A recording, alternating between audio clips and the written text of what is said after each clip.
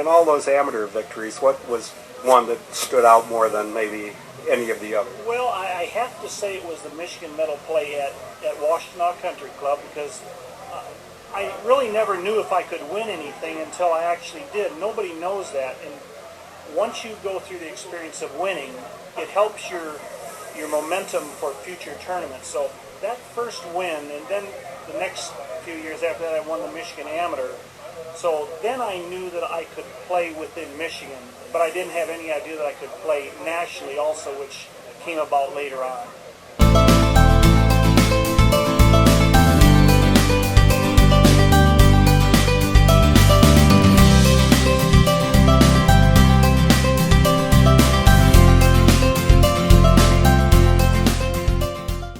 Good morning. I'm Jennie McCafferty with Michigan Golfer. We're at beautiful Washtenaw Golf Club and even the more beautiful bar early on this morning with owner Dave Kendall and PGA Pro from 1999 to 2007, Jim Wilson. It's so nice to have both of you here on this really early morning. Yes, thank you, Jenny. It's great to be here. It's great to have Jimmy here again. I was a member here in 2002, and Jim was the best host I can imagine, so we really enjoyed our time. We sure did. It was a fun relationship. I remember when you joined the club, I was so happy that you were going to be a part of the Washtenaw family. Well, at some point, Washtenaw Country Club became Washtenaw Golf Club. Were you here during that time?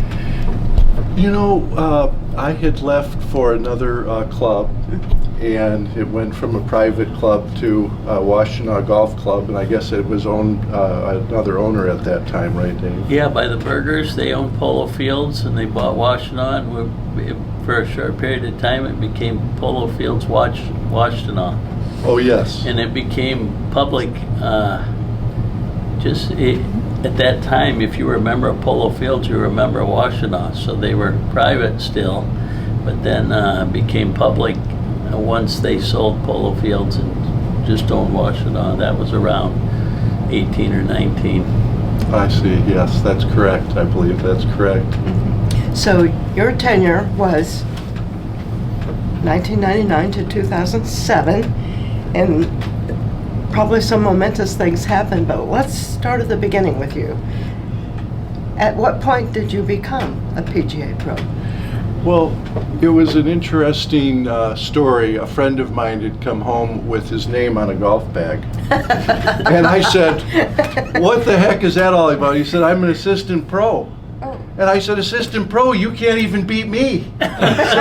So I just said, "Tell me more about this assistant pro." And about a month later, I had my name on a golf bag. So that's how it all came about. So I went through as an apprentice pro. So you earned a point per month working in the pro shop. And that meant I cleaned a lot of golf clubs and picked up the range balls and worked a lot of hours. But it was a passion that I really had for serving the members and offering all those fun services. So, how many points did you have to get to be got a step up? It was about a 4-year program. 36 credits. And it took me because our winters were or summers were short. We didn't get points in the winter, so about 36 credits. So Yeah. Dave's right. Yeah. So, what are you doing at the moment? Well, right now I am a in-home service consultant for Home Depot Interiors, and I'm also a sales coach. So I oversee the sales in about 7 states for Home Depot. And we help a lot of people with their home improvements, windows, kitchens, and in some areas roofing and siding. So that's what I'm up to and have been for many years. And you'll be coming over to our house soon, I assume. So, during your Washtenaw Golf Club years, what are some of your favorite memories? Well, the first year I came back, it was the centennial year, and it was a week-long celebration. I can't tell you how exciting it was for everybody. I mean, right here on the range, we started on a Monday, which traditionally we were closed, but we made a whole week of it. And we had Ed Humanick came back, he had played on the PGA Tour, and Doug Davis, the Tim and Dan Roberts boys, they shared their junior golf experiences here. We had Bud Stevens, who is a great amateur champion, and I mean, it went all week long, all the way through a couples extravaganza on Saturday, which was the finale of it all, and we ended up with a formal party with all types of honorees, and members from the past and present were all included. And along the way, I imagine you met some really interesting people.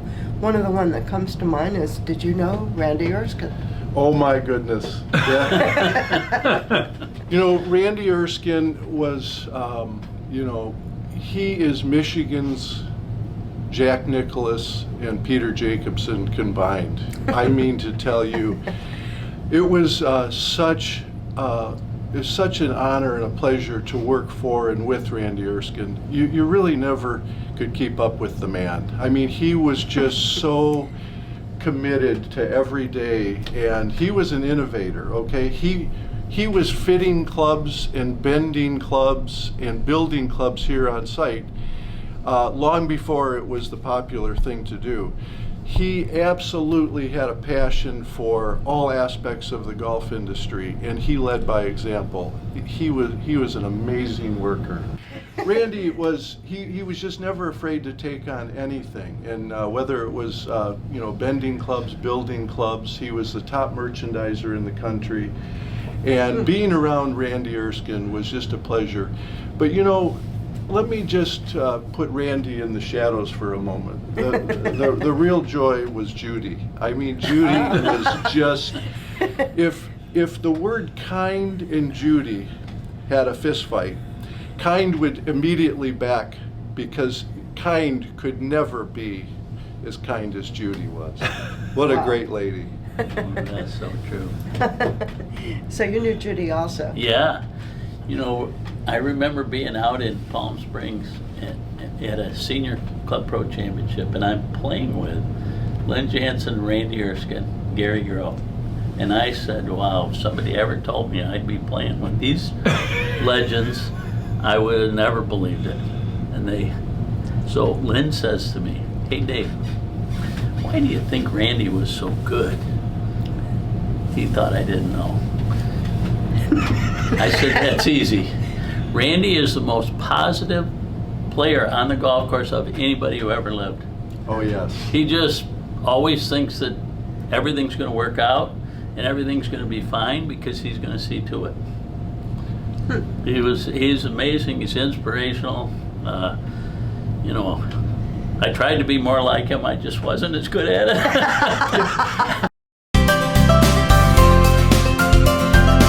You get a classic golf course in Washtenaw Country Club. And I think that course, the Washtenaw Country Club course, is more than 100 years old, isn't it? Correct. It was established in 1899. Been around for a long time. Donald Ross did oversee some of the work out there, and it's just your classic traditional golf course. It's one that you can't find anymore in the state of Michigan, really.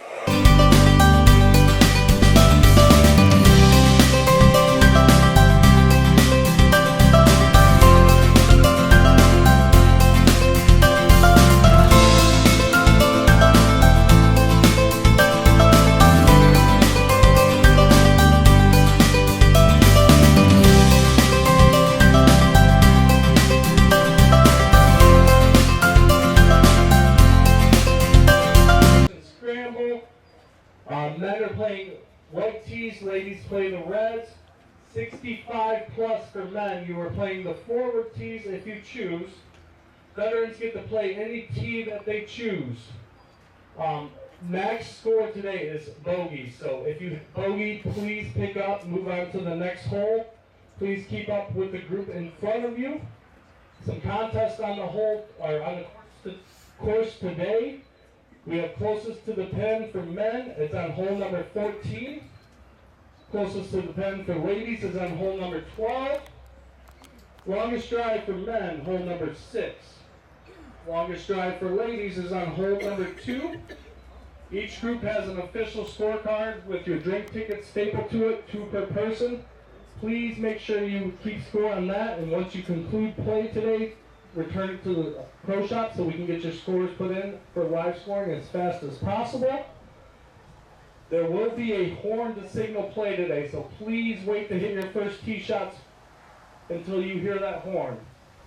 You have lead-outs to take you onto the golf course, so please wait for your lead-outs to signal you to go onto the golf course. Once again, there is a horn to signal play, so please wait for the horn before you hit your first tee shots.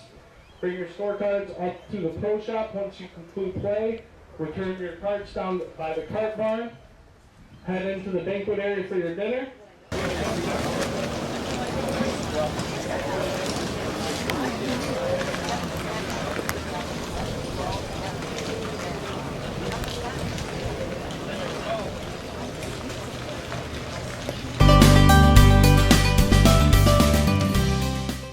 Is Ryan Pfeiffer, who we really love because we come over here for food at least twice a week, and he's in charge of it.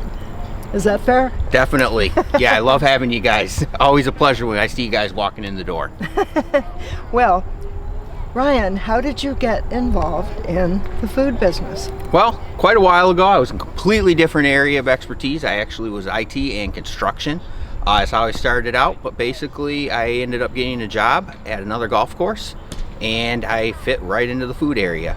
Obviously, at one point I did consider going to school for culinary, so becoming a front of the house manager was ideal because you got to deal with a little bit of the food as well as be on the floor, and obviously being a chatter as I am, it kind of all made sense. Well, it does make sense, and I'm always struck by how different it has to be to get food ready for a tournament that's ending and people are hungry and coming in kind of at different times. And then on the other end of the scale, you've got weddings. That's really different, isn't it? Definitely. That is what makes the golf course food and beverage very unique. It is different every day. When you work in a restaurant, it's rhythmic. Everything is the same day in, day out. Same.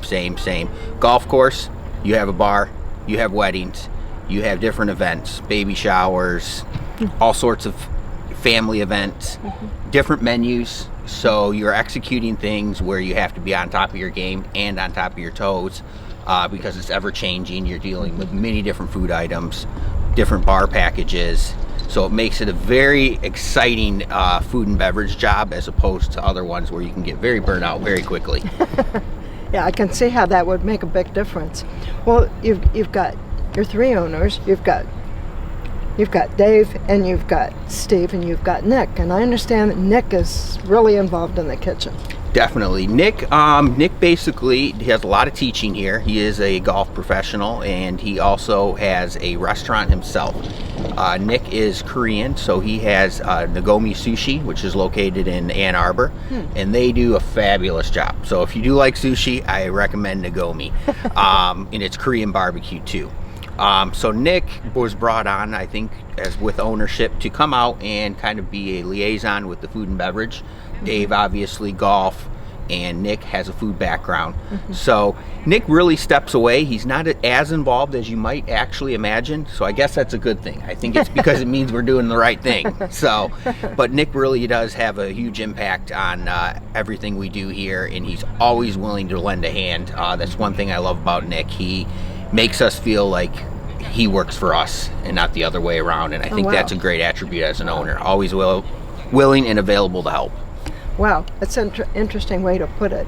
So talk a little bit about weddings. I imagine you've got mothers of the bride, you've got brides, you've got a lot of people with ideas.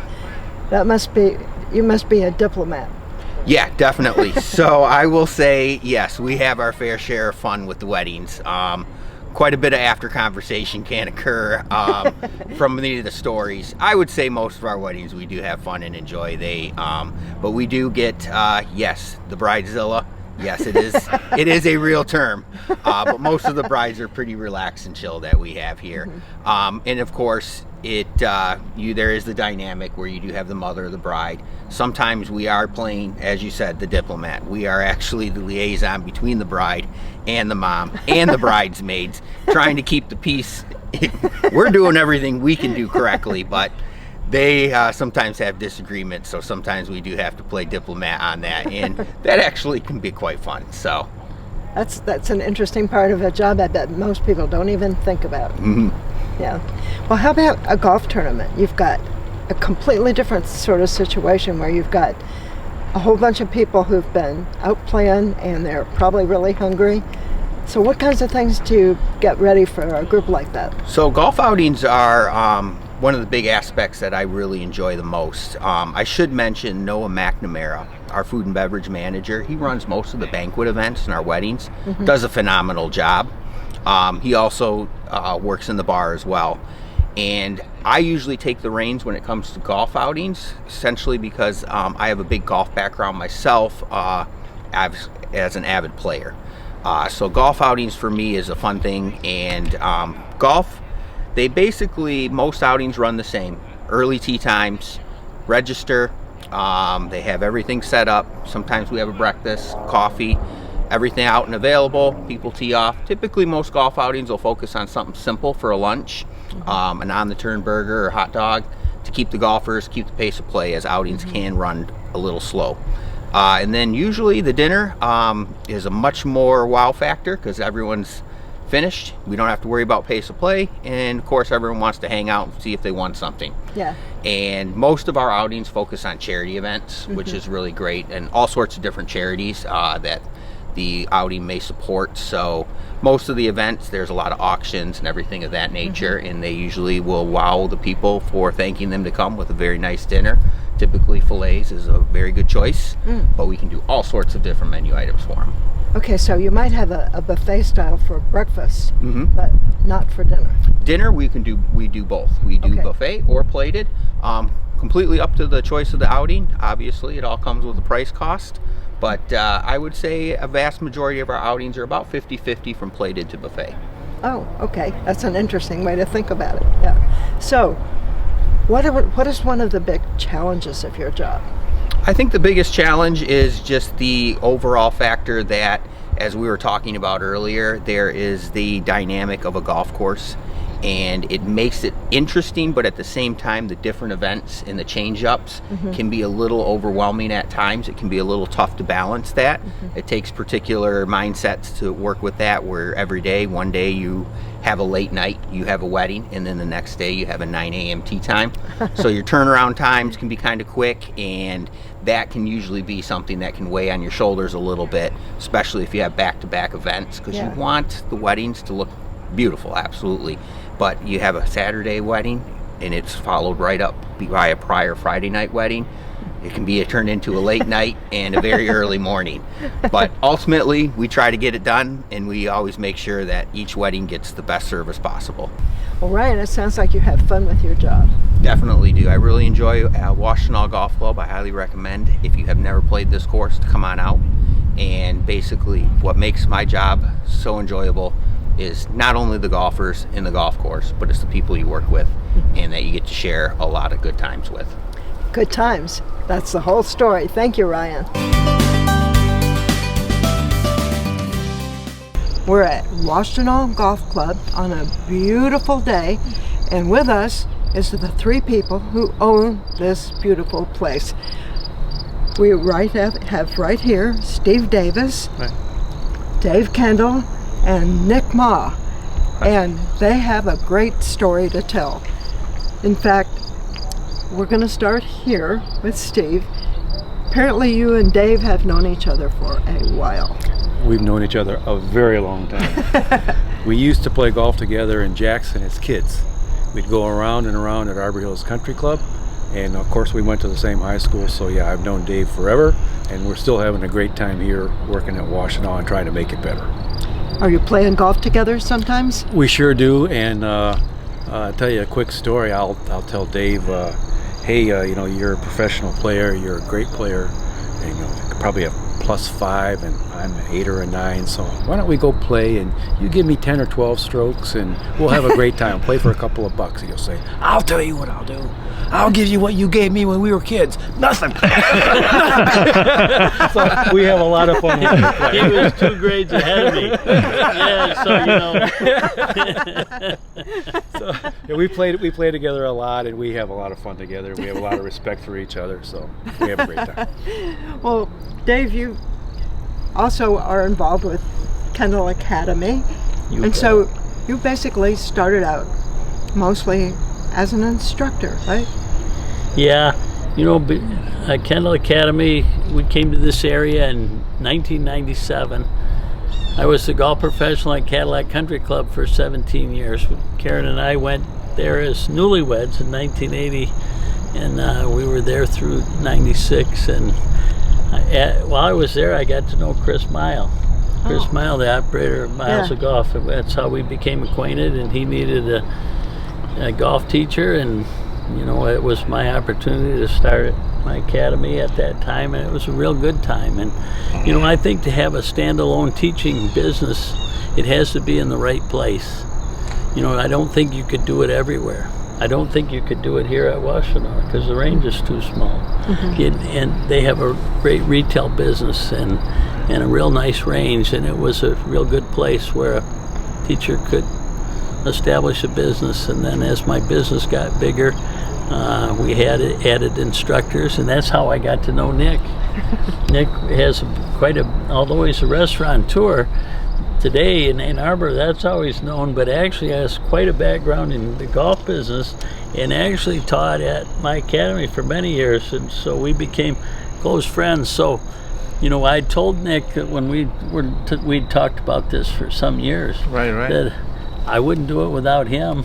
And exactly. So that's how we started. And he said, "Well, I won't do it without you." So, anyways, it's funny how things turned out. Absolutely. We talked about it for many years before we ever did that, and this was a place that we were interested in. Yeah, and it was our dream to own a golf course, and this happens to be there. Yeah. So I'm lucky to meet Steve on the way, and it's my dream. And I'm so glad that I have these partners with me.